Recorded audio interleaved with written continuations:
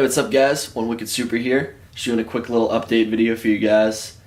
As you may notice, I am no longer outside, I'm now inside, as is the car. And just put it away for winter storage.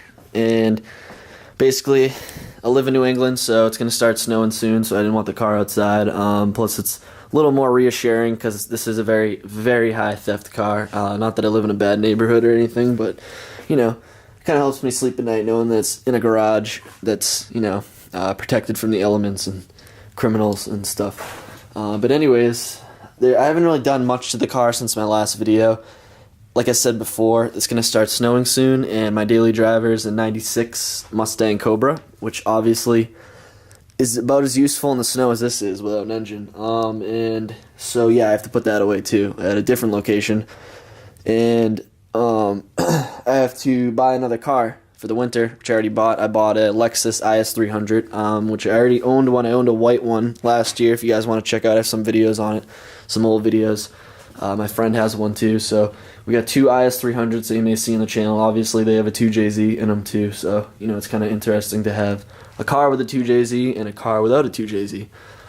But yeah, I'm gonna be fixing that up, driving it this winter. I think I still got a couple more weeks, maybe 2 weeks, maybe 2 or 3 weeks until it starts snowing. But we could get snow tomorrow. We could get snow, you know, 3 months from now. It's New England. It's crazy weather.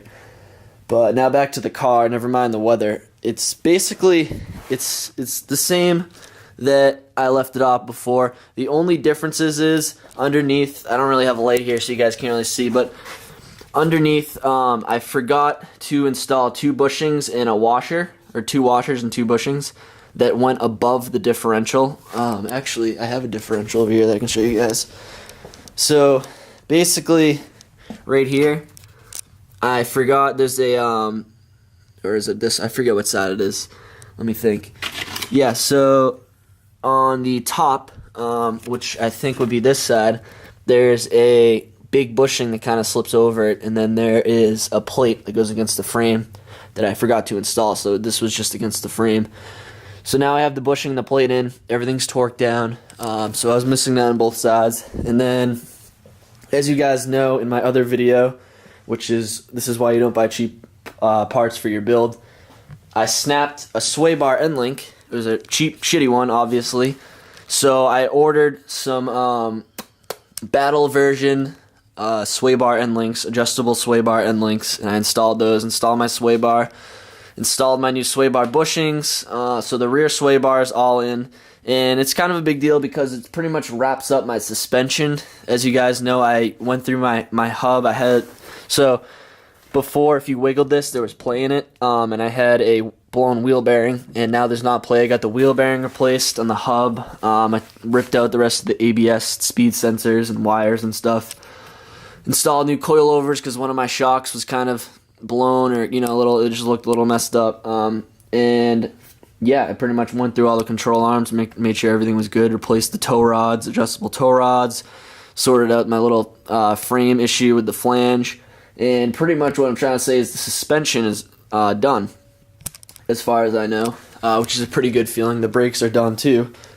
So the brakes and the suspension and the differential and the axles are all done.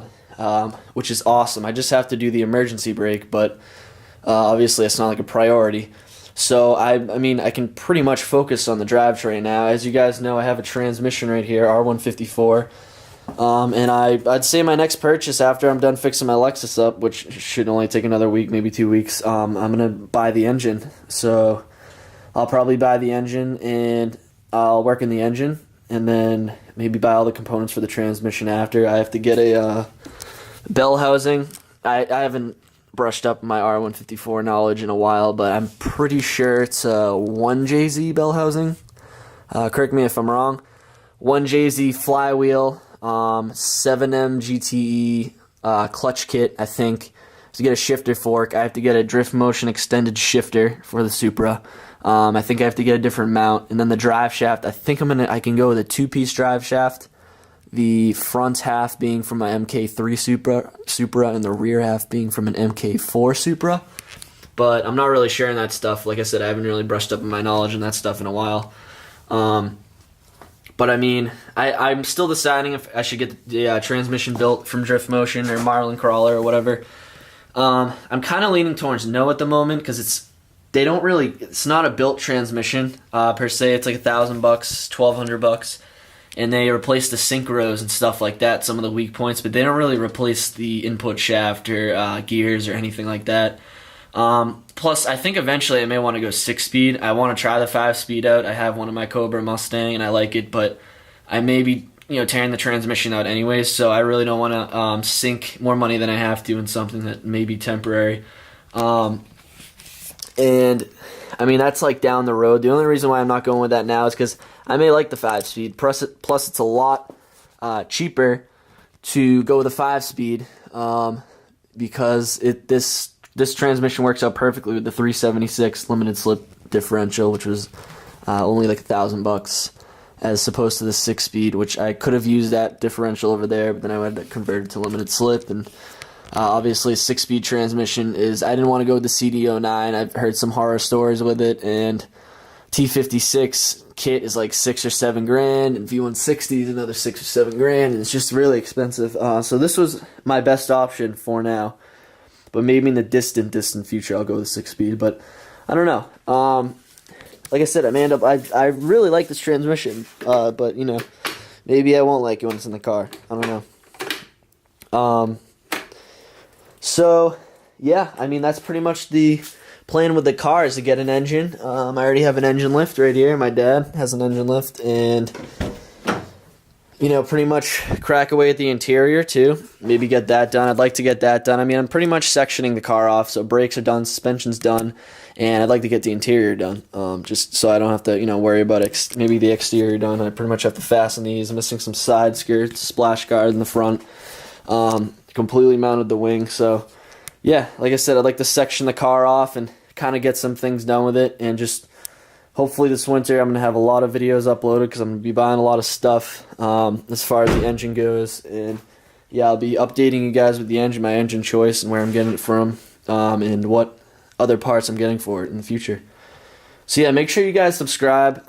Definitely hit the like button. And like I said, as always, give me some suggestions for what you guys think I should be uploading.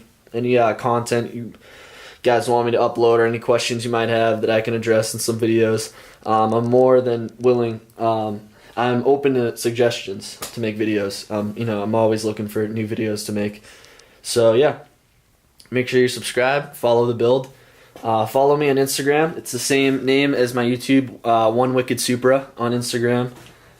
And yeah, so thanks for watching, and subscribe.